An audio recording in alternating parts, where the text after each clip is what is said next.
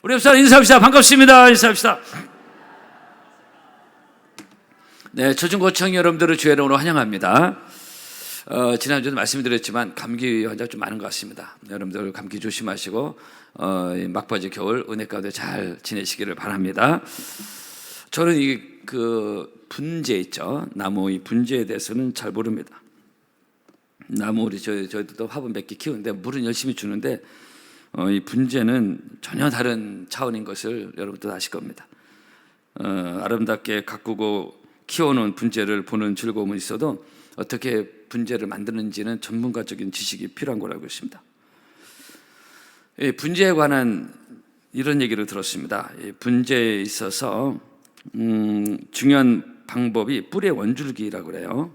원줄기는 위에도 있고 아래에도 있는데 이걸 주근에서 주된 뿌리에서 뿌리근자에서 주근이라고 합니다. 이 주근을 딱 잘라버리면 나무가 더 이상 자라지 않는 거예요.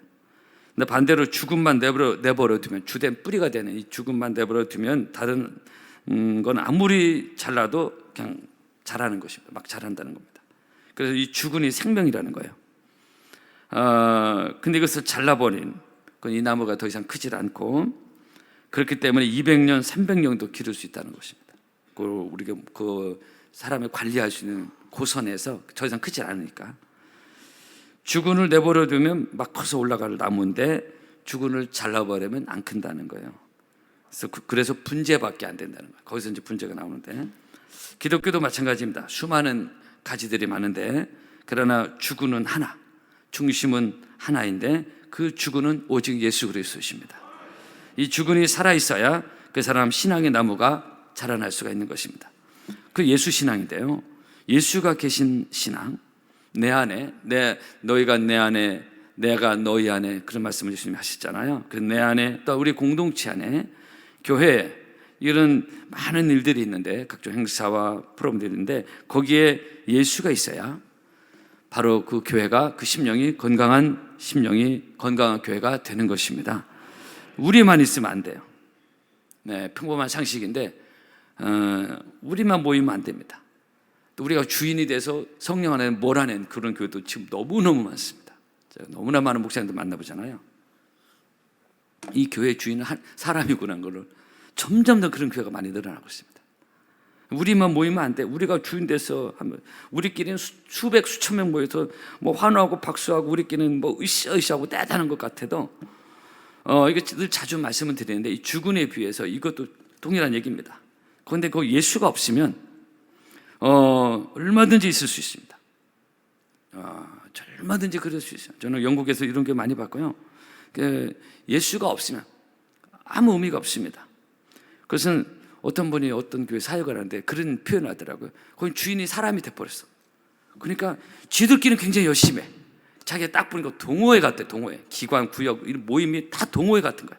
예수는 빠져는 자기들끼리 열심히 뭐 신나고 뭐 아주 뭐 재밌어. 뭐 교제도 하고. 근데 자기를 이렇게 보니까 예수가 빠져버렸어.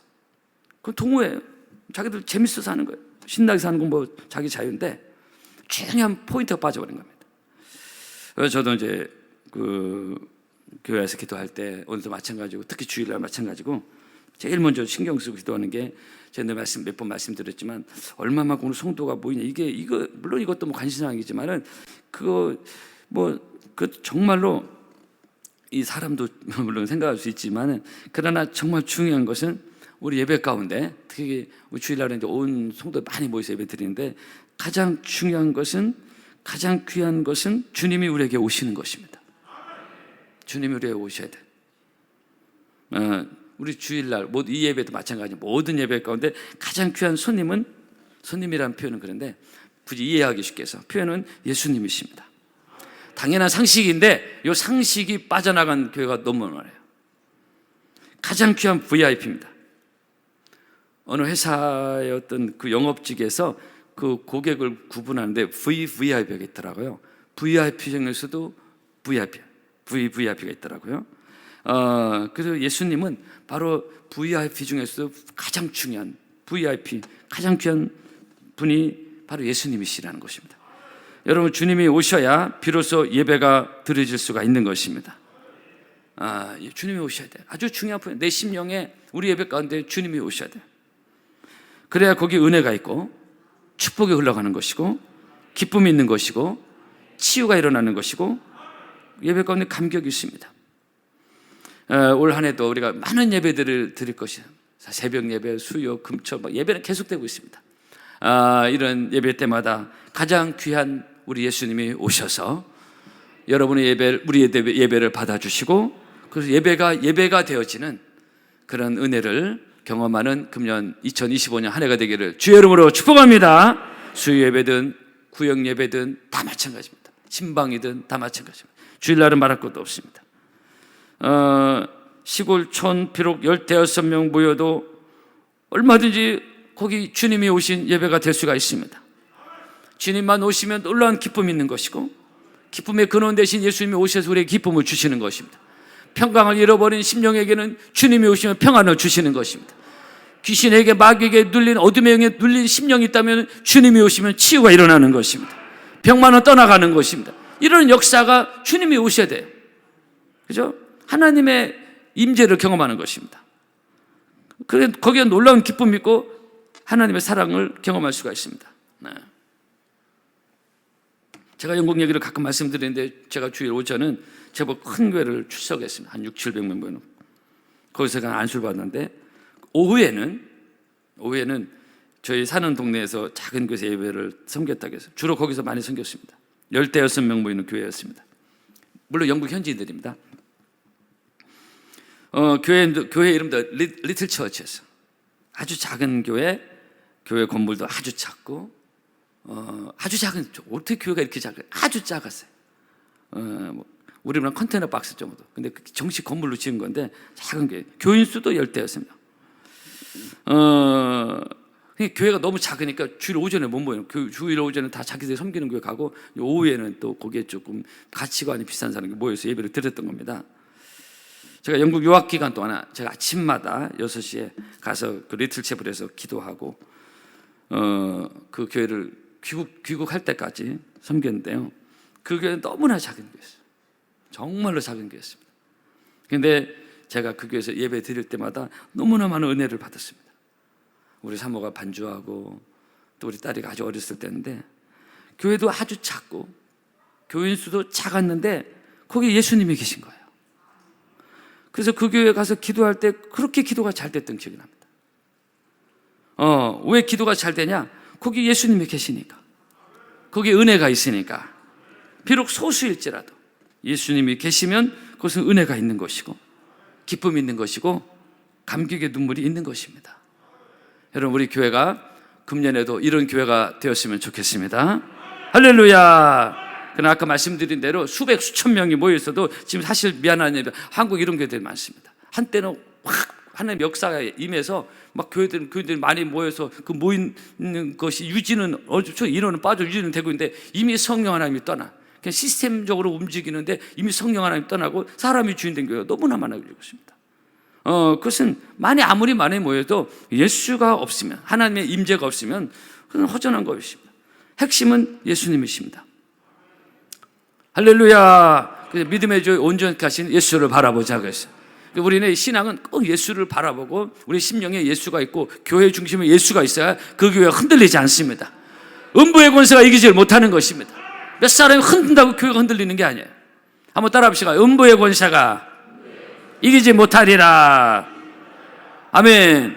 성령의 역사는, 주님이 주인된 교회는 예수님이 그 말씀하신 거예요. 내가 이 반 속에 내 교회를 세우리니 음부의 권세가 이기지 못하리라 그랬어요. 핵심은 예수님이십니다. 교회의 핵심은 예수님이시고 교회는 주님의 몸인 것이고 그리고 나서 사람입니다. 그죠? 그러므로 교회는 늘 주님 중심, 하나님 중심. 나무로 말하면 제가 서두에 말씀드리는 대로 죽은 그 뿌리, 가장 중요한 게 예수라는 것입니다. 그래서 교회는 늘 하나님 중심, 말씀 중심, 이게 신분주의, 이게 철저히 늘 우리는 하나님, 예수님 여기로 가야 됩니다. 이 세상은 지금 이 시대의 흐름이 너무 인본주의로 하고 있잖아요. 사람 중심, 사람. 그건 아니라고 제가 거듭 말씀드려요. 신앙생활 목회하면 할수록 이거 너무나 분명해집니다.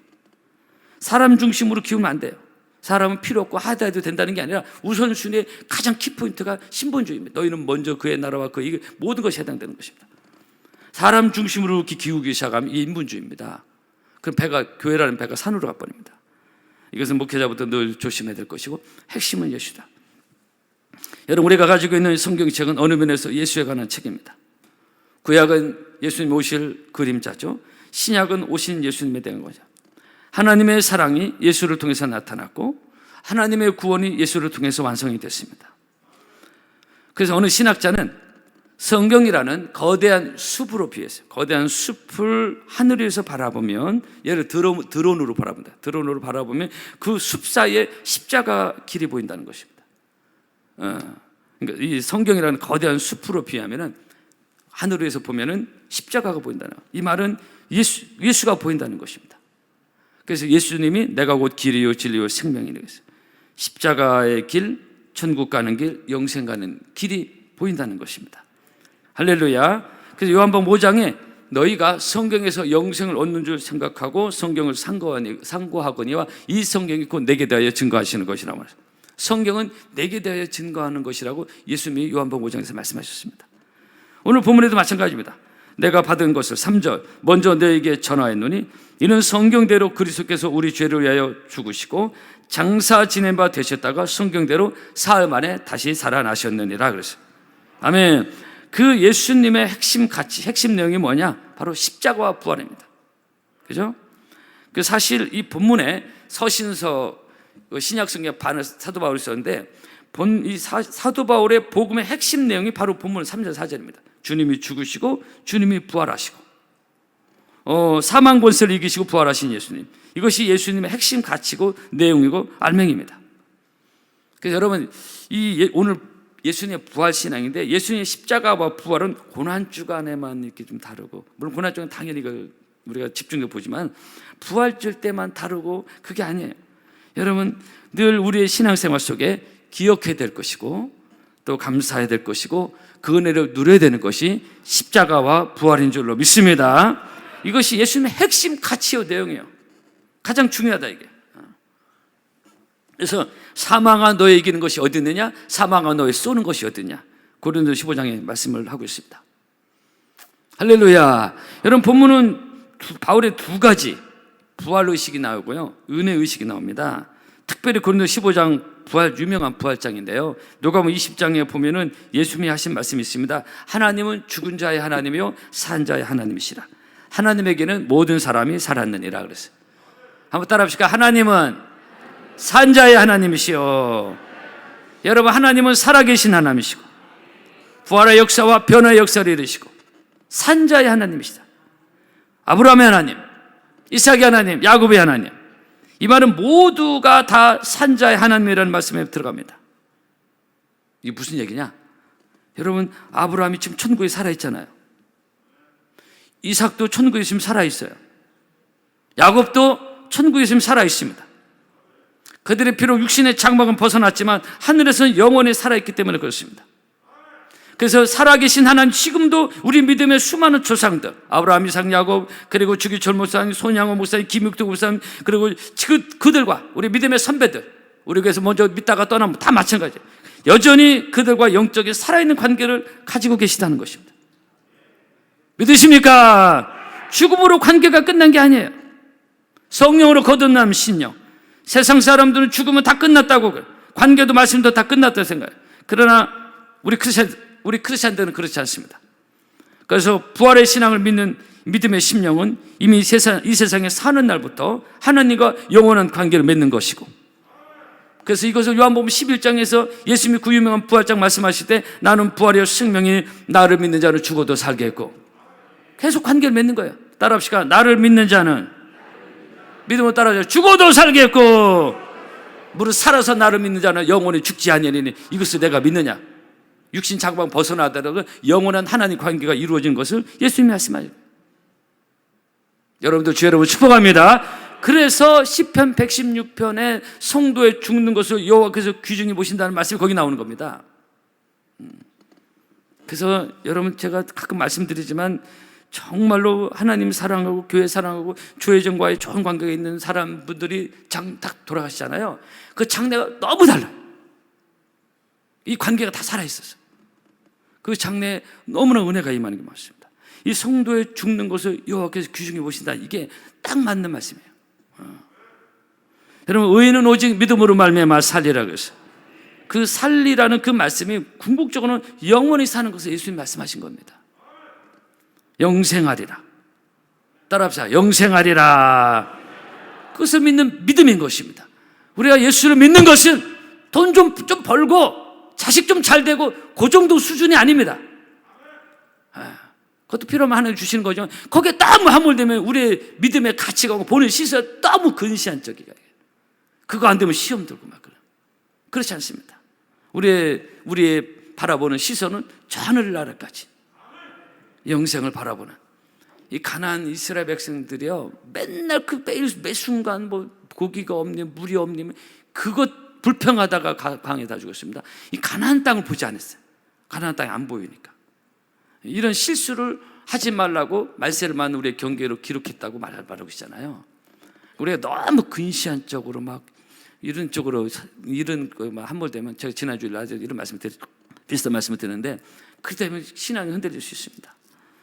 여러분, 우리는 영생하리라는, 우리 지금 살아서 예수를 믿는 우리들은 비록 육신의 자막 언젠가는 벗을지라도 부활신앙 있는 사람들은 영생하는 이런 놀라운 믿음의 가치관을 가지고 승리하는 여러분 되기를 축복합니다. 이것이 바로 부활신앙입니다. 부활신앙이 뭐 대단한 그런 게 아니에요. 어렵지도 않습니다. 그래서 이런 부활신앙이 충만했던 사도 바울은 고린도서 4장에서 그러므로 우리가 낙심하지 아니하노니 겉사람 후패하나 우리의 속은 날로 새롭도다 그랬어요. 놀라운 말씀입니다. 우리의 겉사람은 오늘 세월 따라 송구영심이 들일 따라 조금씩 늙어갑니다. 겉사람 후패하나, 따라합시다. 우리의 속은, 믿음으로 하세요. 우리의 속은 날로 새롭도다. 아멘. 그래서 이 부활신앙, 영원을 바라보는 신앙이 있는 사랑 성도는 그 속사람이 날로 새로워지는 것입니다. 여러분들 주의 이름으로 축복합니다. 예수 믿을수록 심령이 새로워지는 것이고, 제가 집에 있는 화분 언젠가 가지로 좀 누가 쳐주라 해서 몇 년 전 쳐주니까 얼마에 보니까 새로운 연한 순들 새싹들이 팍 나오더라고요. 여러분, 그 심령에 예수가 있는 심령은, 이 부활의 은혜가 흐르는 심령은 날마다 새로운 은혜를 누리는 것이고 감사하게 되는 것이고 감격 있고 기쁨이 있고, 그래서 얼굴이 밝아지고, 아멘, 얼굴이 좋아지는 거예요. 화장빨이 잘 받습니다. 싸우고 불평하고 칵칵 짜증내고는 화장빨이 안 받아요. 그거 몇 년 하면 죽습니다. 얼굴이 죽어버립니다. 여러분들 기쁘게 살기를 바라고요. 이게 부활신앙이었어요. 겉사람 후패하나 우리의 속은 날로 새롭다다 그랬어요. 그 부활신앙에서 사도 바울이 말한 것입니다. 하나님의 은혜는 날마다 우리에게 새로운 은혜를 주시는 것입니다. 날마다 새로운 아침이 되는 것이고, 교회 올 때마다 날마다 새로운 은혜를 받는 것이고, 그래서 우리는 그런 은혜가 임할 때 나의 완악한 마음이 녹아지고 까칠해지려고 하는 마음이 녹아지고, 성향적으로 성격적으로 아니 가정 환경에서 삐딱하면 이런 마음이 생길 수 있어요. 쓴뿌리라고 했죠. 이런 것들이 자꾸 치워야 됩니다. 그래야 복을 받을 수 있는, 은혜 받을 수 있는 그릇이 되는데, 은혜가 임할 때, 말씀이 내 안에 들어올 때 내 심령이 고쳐지는 것입니다. 가시밭 기르고 쓴뿌리가 있었는데 옥토로 바뀌어지는 것입니다. 그런 은혜를, 완악한 마음이 녹아지고 감사하게 되고, 늘 새싹처럼 늘 새로운 마음, 새로운 감격, 이런 은혜를 여러분들 누리기를 축복합니다. 저는 이걸 매우 중요하다고 생각합니다. 우리의 속사람은 날로 새롭도다. 한번 따라해요. 날로 새롭도다. 날마다 부어주신 은혜가 있어야 됩니다. 제가 목회하면서 이제 이 정도 됐고 바쁘다고 해서 날마다 부어주신 은혜를 제가 개인적으로 못 받으면요, 굉장적으로 드라이해지고 꼰대가 될 수 있습니다. 생각이 탁 편협해 될 수 있고요. 그래서 저도 역시 날마다 부어주신 은혜를 공급받아야 돼요. 그래서 그 부분을 놓치지 않는다고 제가 말씀을 드리잖아요. 놓치지 않으려고. 날마다 부어주신 은혜가 없으면 우리는 이상해집니다. 목회자도 이상한 목회자고요. 여러분도 마찬가지입니다. 그래서 우리는 이 부활신앙하는 것은 언젠가 죽음, 부활, 그게 아니라 우리가 이 신앙생활하면서 누리는 은혜라는 것입니다. 할렐루야. 그래서 예수 부활의 심령이 있는 그 영혼을 바라보는 심령요, 예수 믿을수록, 잘 들어요. 결론으로 들어가는데 예수 믿을수록 10년, 20년, 30년 돼도 마치 연한 순처럼 부들부들해지는 거예요. 예수님에 대한 첫사랑이 여전히 있고, 그래서 그 마음밭이 좋아요. 그 관계가 살아납니다. 관계가 하나님과의 관계가 좋으니까 관계가 살아나요. 남녀간의 첫사랑 얼마나 부들부들하고 말과 행동, 사랑의 감정이 충만하잖아요. 말세에 대한 경고 중에 에베소 교회에게 주신 말씀이 첫사랑 회복하라고 했어요. 매너리즘 빠져버린 거예요. 에베소 교회가 그 책망받았잖아요. 그래서 부활은 죽어서 다시 살아난다는 것만 그치는 것이 아니라 이 땅에 내가 사는 날 동안 날마다 마치 새롭게 태어나는 신생아처럼 날마다 부어주시는 새로운 은혜와 구원의 감격과 기쁨과 소망과 감사의 노래가 여러분에게 있기를 바랍니다. 아주 중요합니다. 이거 없으면 아주 안 좋아집니다. 교회가 이거 없으면 큰일 납니다.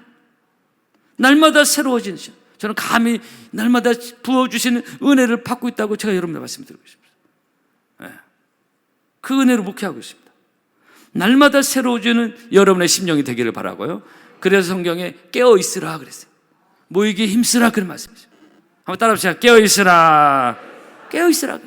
깨어있어야 그 은혜를 놓치지 않습니다. 그 은혜 놓치면 자기 육신적인 판단으로 흐르기 시작합니다. 어디서 주소들은 어떤 틀로 모든 재단을 판단하려고 그래요. 인간 죄는 어쩔 수 없습니다. 날마다 새로워지는 교회가 되어야 하는 것입니다. 이것이 부활의 능력이 흘러가는 것이고, 부활은 회복을 말하는 것이고, 다시 살아나는 것을 말하고, 다시 일어날 수 없는 것이 다시 일어나는 것이 부활의 아나스타시스라는 원어적 의미가 있습니다. 그래서 예수를 제대로 은혜를 받은 성도는 연조가 오래돼도, 우리가 벌써 70년을 당해가고 있습니다. 66, 5, 6년 벌써 넘어가고 있는데 역사가 오래돼도 늘 새로운 하나님의 은혜가 흘러가는 우리 교회가 되었으면 좋겠습니다. 여러분의 신앙도 마찬가지예요. 저도 오랫동안 이 파나님께서 벌써 50년 훨씬 넘게 예수를 믿고 있지만, 우리가 은혜가 날마다 부으신 은혜가 없으면 이게 잘못 묵은 닭이 돼버려요. 묵은 닭. 교회가 묵은 닭이 많으면 새가족들이 오지도 않고 젊은이도 우선 떠납니다. 희한해.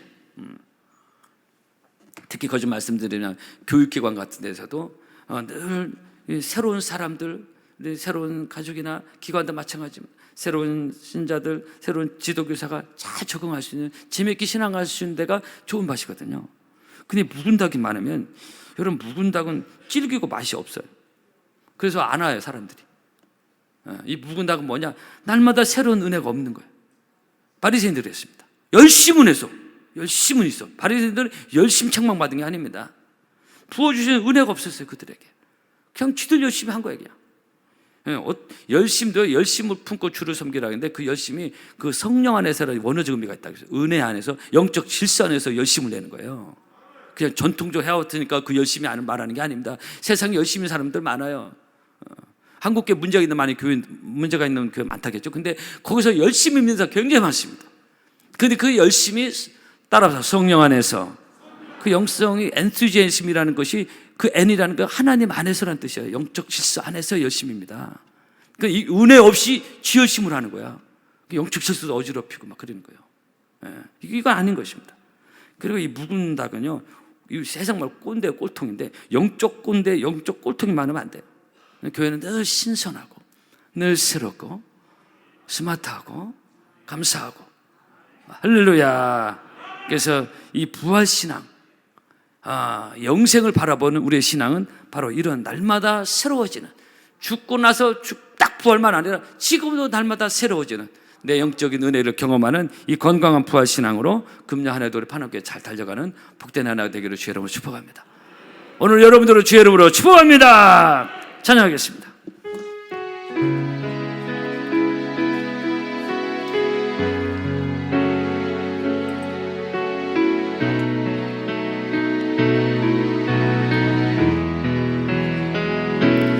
날마다 숨쉬는 순간마다 내 앞에 어려운 일 보내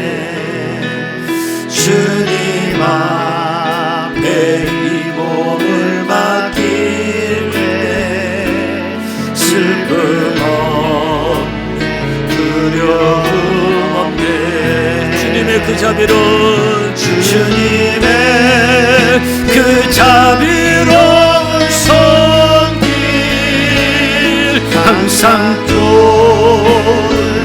주시도다. 사랑스레 아픔과 기쁨을 수고와 평화와 안식을 날마다 주님 내 곁에 계셔 자비로 날 감싸 주시네. 주님 앞에 이 몸을 맡길 때 힘주시네. 위로함 주네. 어린 나를 품에 안으시사 항상 평안 주시도다. 내가 살아 숨을 쉬는 동안 살피시라 약속하셨네. 인생의 어려운 순간마다 인생의 어려운 순간마다 주의 약속 생각해보네. 내 맘속에 믿음 잃지 않고 말씀 속에 위로를 얻네. 주님의 도우심 바라보며 모든 어려움 이기도다.